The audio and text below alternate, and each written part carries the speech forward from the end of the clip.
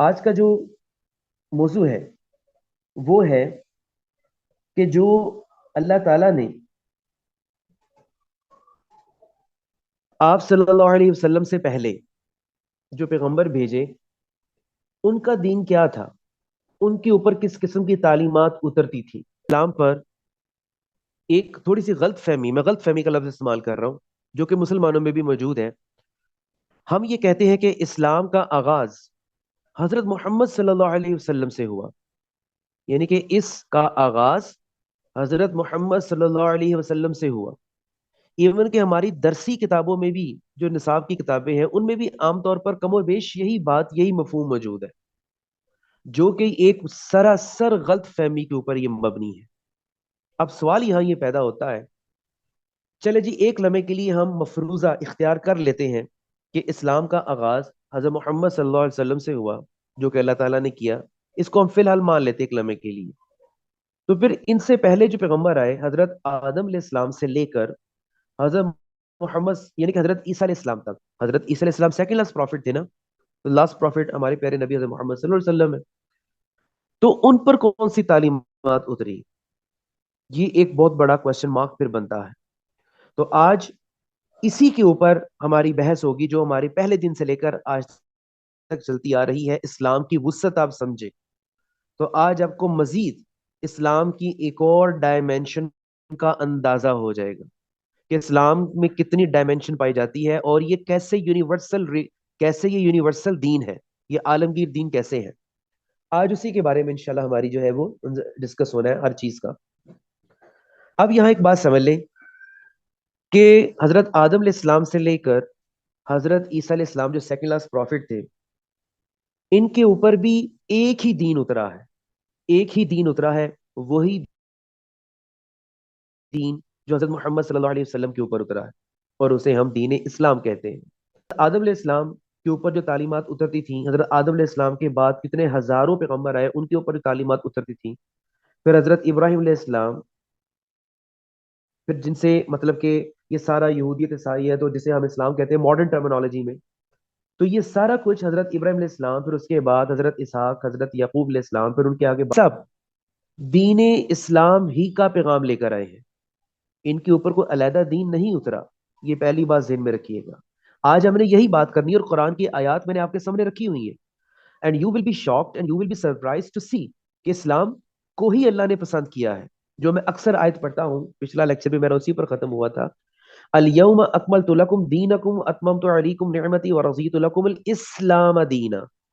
یہ جو اسلام اللہ تعالیٰ نے پسند کیا ہے، یہ صرف حضرت محمد صلی اللہ علیہ وسلم کے لیے پسند نہیں کیا، یہ اللہ تعالیٰ نے پوری نوع انسانی کے لیے پسند کیا ہے۔ کب سے لے کر حضرت آدم علیہ السلام سے لے کر قیامت تک، جتنے بھی انسان آ چکے ہیں ہم تک، اور ہمارے بعد جتنی بھی ہماری نسلیں، پھر ان کی نسلیں، پھر ان کی نسلیں جو قیامت تک آئیں گی، ان سب کے لیے اللہ تعالیٰ نے دین اسلام کو پسند کیا ہے۔ صرف امت محمدی کے لیے نہیں، اس سے پہلے بھی حضرت عیسیٰ علیہ السلام کی جو امت تھی، ان کے لیے بھی دین اسلام تھا۔ ابھی انشاءاللہ ساری آیات آ جائیں گی۔ اسلام ان کی جو امت تھی، جنہیں آج ہم بنی اسرائیل، یہودی کچھ بھی کہہ لو، ان کے لیے بھی اسلام ہی پسند کیا ہے۔ حضرت عیسیٰ علیہ السلام کا زمانہ، پھر اس سے پہلے جو ہے وہ حضرت یعقوب علیہ السلام، حضرت اسحاق علیہ السلام، حضرت ابراہیم علیہ السلام، ان کے لیے بھی اللہ تعالیٰ نے دین اسلام ہی پسند کیا۔ حضرت نوح علیہ السلام، ان کے لیے بھی اللہ تعالیٰ نے دین اسلام ہی پسند کیا ہے۔ اس سے پہلے ہزاروں پیغمبر اور حضرت آدم علیہ السلام، ان کے لیے بھی اسلام ہی پسند کیا ہے۔ تو سب ایک ہی دین لے کر آئے ہیں۔ اس سے نا بڑی خوبصورتی آپ کو دین اسلام کی سامنے آئے گی کہ جتنے بھی پیغمبر آئے ہیں ان سب کے پیچھے ایک ہی خدا ہے، مختلف خدا نہیں ہے۔ یہ پہلا پلس پوائنٹ آپ کے سامنے آتا ہے، ان سب کے پیچھے ایک ہی خدا ہے، کہ جب پیغام ایک ہے تو پیغام بھیجنے والا بھی ایک ہی ہے، وہ مختلف نہیں ہے۔ چلیں ایک لمحے کے لیے جو کہ الزام لگایا جاتا ہے، جو مذہب مخالف لوگ دنیا میں پائے جاتے ہیں، وہ یہ کہتے ہیں کہ اسلام ایک علیحدہ مذہب ہے، عیسائیت ایک علیحدہ مذہب ہے، یہودیت ایک علیحدہ مذہب ہے۔ یہ دیکھیں جی، انسان کے پیدا کردہ ہے، یہ بات قرآن پاک کو پڑھ کر غلط ثابت ہوتی ہے۔ وہ کیسے کہ خدا بھی ایک ہے اور خدا کا پیغام بھی ایک ہے۔ پہلا پوائنٹ یہ ثابت ہوتا ہے۔ دوسرا پوائنٹ کیا ہے، اس میں اللہ تعالیٰ کی کریڈیبلٹی ڈیولپ ہوتی ہے۔ ایسا نہیں کہ اللہ تعالیٰ نے آدم علیہ السلام پر کوئی اور تعلیمات اتاری، حضرत شیش علیہ السلام پر کوئی اور تعلیمات، حضرت ابراہیم علیہ السلام پر کوئی اور، حضرت داؤد پر کوئی اور، حضرت سلیمان علیہ السلام پر کوئی اور، موسیٰ علیہ السلام پر کوئی اور، حضرت عیسیٰ علیہ السلام پر کوئی اور. یہ تو اللہ تعالیٰ کی جو کریڈیبلٹی ہے وہ ڈاؤٹ فل ہو جاتی ہے. اللہ تعالیٰ کی ذات پر پھر شک ہوتا ہے.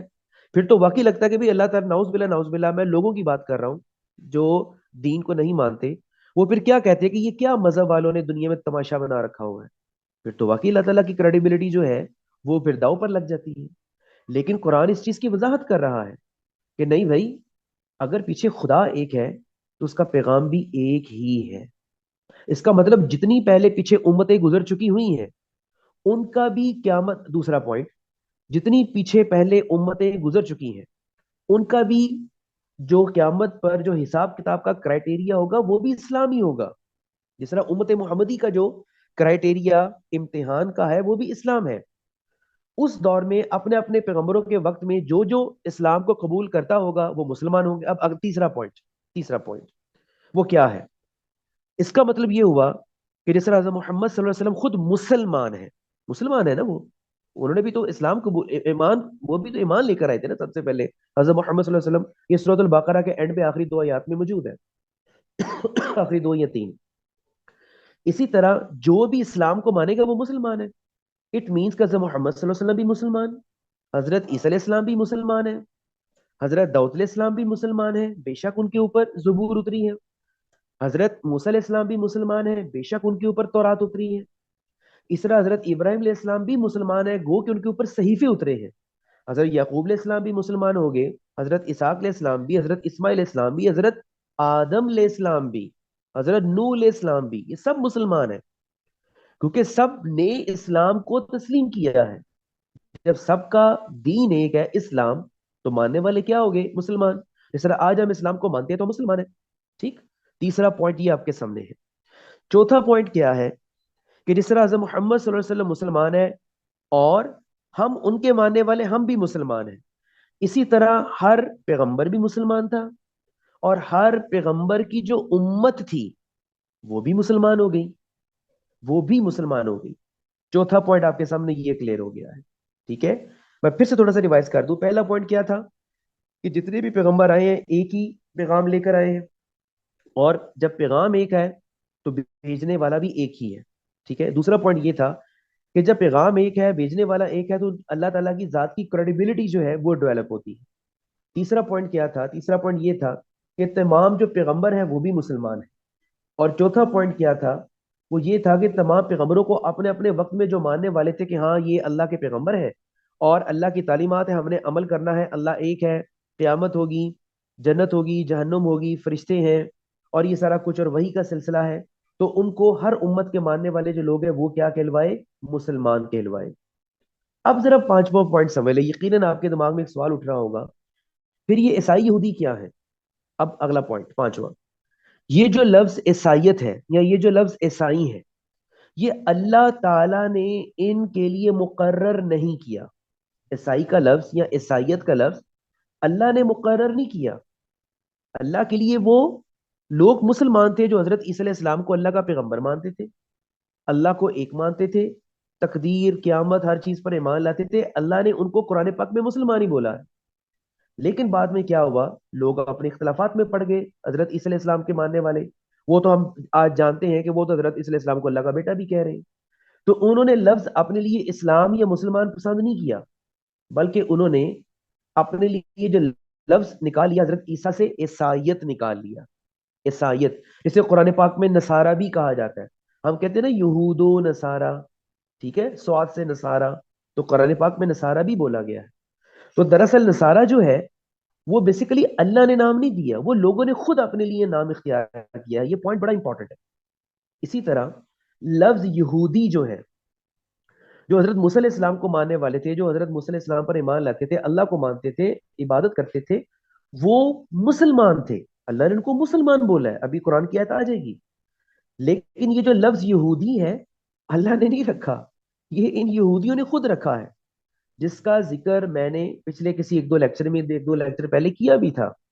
تو یہودی لفظ ان پیروکاروں، جو پیروکار تھے، ان کا خود کا کوائن کردہ ہے. اللہ ان کو مسلمان ہی کہتا تھا، اللہ ان کے لیے لفظ اسلام ہی استعمال کرتا تھا. ٹھیک ہے. آپ یوں کہہ لیں पांचवा पॉइंट ये हो गया। क्या पॉइंट हो गया? कि ईसाइयत ये नसारा, ये लोगों के अपने रखे हुए नाम है, अल्लाह ने नहीं रखे। इस तरह लफ्ज यहूदी या बनी इसराइल, यानी कि बतौर मजहब यहूदी, बतौर मजहब, तो ये लोगों ने, पैरोकारों ने अपने लिए पसंद किया है। अल्लाह ने लफ्ज मुसलमान या इस्लामी पसंद किया है उनके लिए, और यही अल्लाह ताला ने मुकर्रर किया। ये मेरा पांचवा पॉइंट था। ठीक हो गया।